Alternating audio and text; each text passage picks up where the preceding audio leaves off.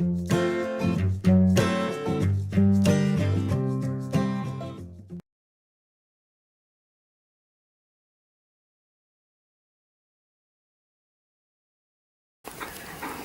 folks, it's Dragon.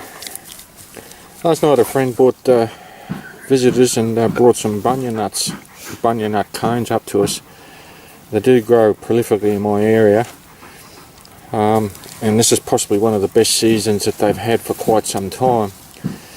Now this is inside the bunya nut, and I've got some still pics as what the nut looks like itself inside the cone.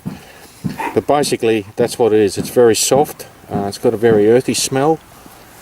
You can see the cord down there. Now some Europeans say you remove that cord when you're eating these, or use them in cooking, that sort of thing. But my wife just tried one with the cord in it, and it's quite tasty. It does have nutritional value, which I'll post later.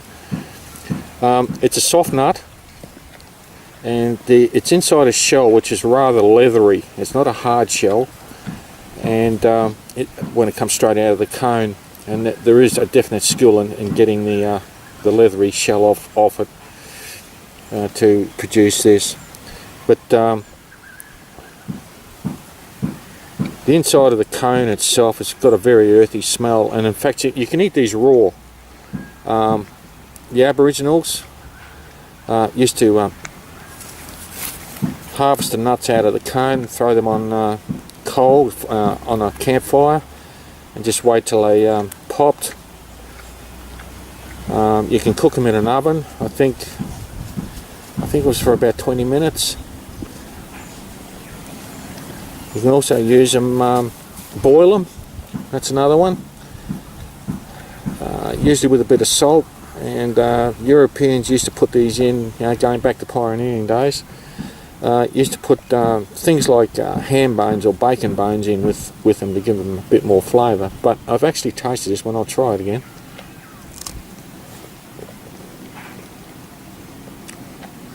It's quite sweet. A little bit on the floury side.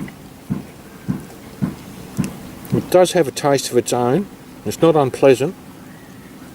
Quite tasty actually. And this is raw, so you can eat them raw. You can roast them either on the coals on a campfire or in an oven.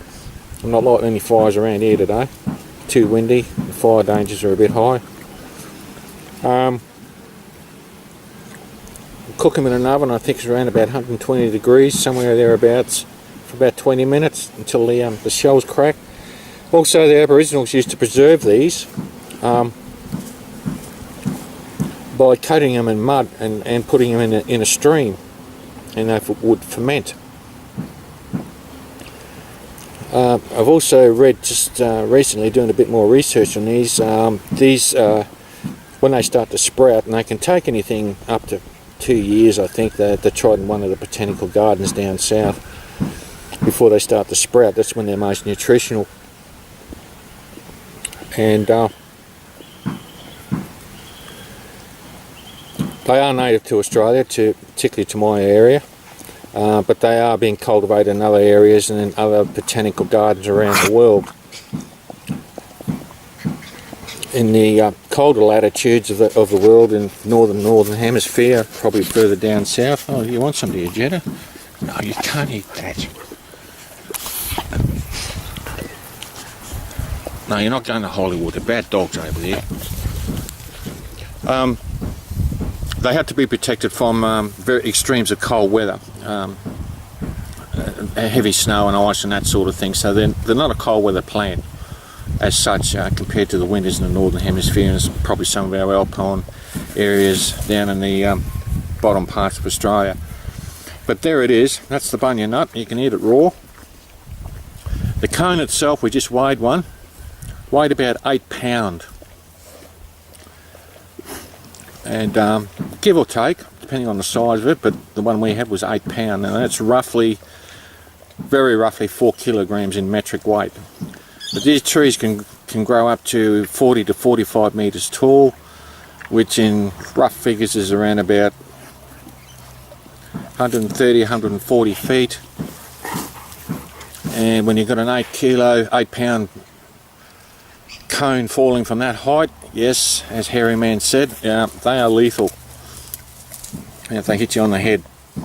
And in fact, some of the national parks around here, they've got warning signs, warning visitors to the parks about falling bunya cones.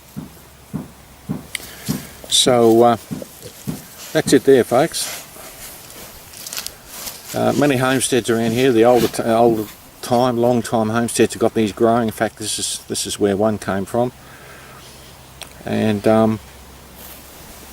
there's been renewed interest in Australian native foods in the catering industry, you know, with all the fancy recipes and everything, but I like to keep it simple. And to get the proper taste without any modern additives and cooking methods and so on. So that's it there, the bunya nut. Alright, see you later, folks.